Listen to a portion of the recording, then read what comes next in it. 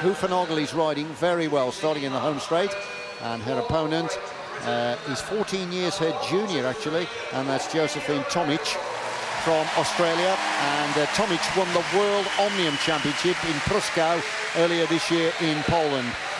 Another one of the young talents that's being nurtured and trained up for possibly the London Olympics for Australia. That's Tomic, but she certainly met her match here because Houvenaghel is a world-class pursuiter.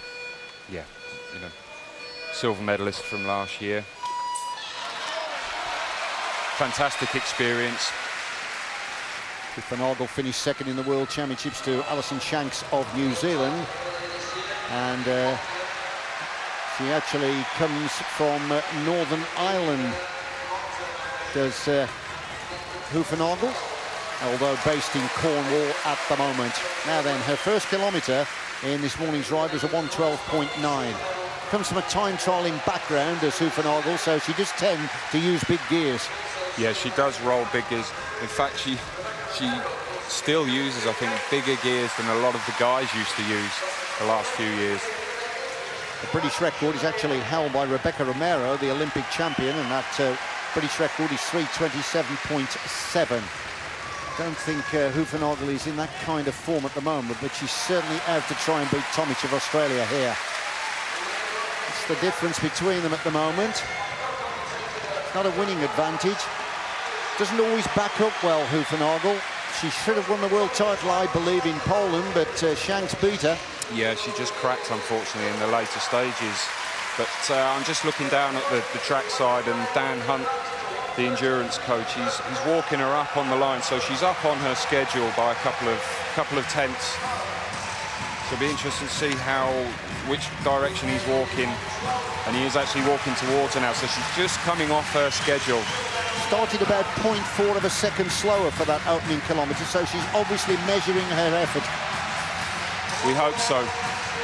Tomic she was junior world champion with a junior world record as well from a couple of years ago, so well, the atmosphere, sorry Rob, the atmosphere here is just unbelievable. The crowd lifting Houvenaghel around the track, and she really is beginning to turn the screw now.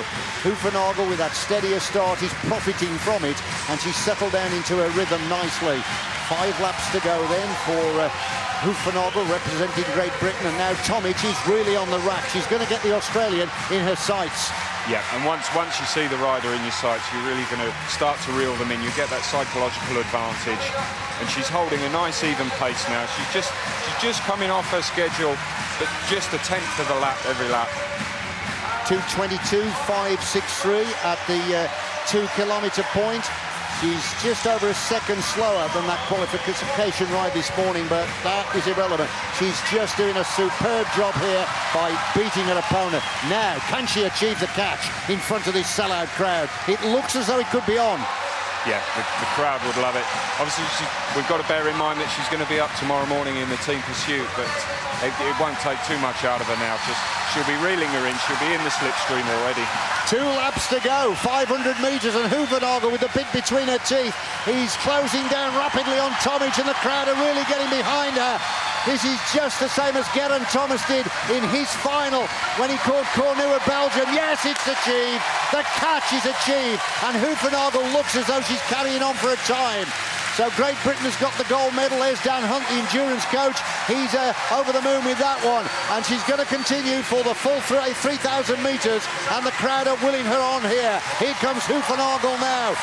Up to the finishing line, and the clock stops at 3:31.929. Wendy Houvenaghel takes the gold medal for the 3,000 metres. And Rob, she made that look easy. Yeah, that was... she was obviously out there to test herself, and prove that she can back the rides up. She needed the time, and she did it. She was just a second off this morning's rides, which is, you know, that's fantastic.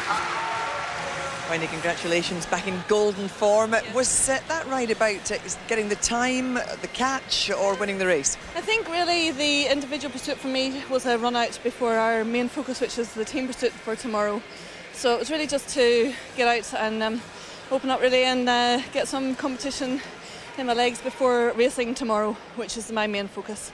When you got the catch, were you tempted just to stop then? But you obviously went on to set down a time. Yeah, I got the catch with 1 lap to go, and I just thought I'll finish the distance, and because I was going at quite a speed, and I just thought I'll carry it through for another 250 metres. It didn't cost me anything. And how important was it also to see how you backed up such a strong ride this morning? Because perhaps in the past that's been an area that you perhaps had been a little bit concerned about. Yes, Jill. It's something I'm just working on at the moment, and perhaps today would have been a good opportunity to try that out.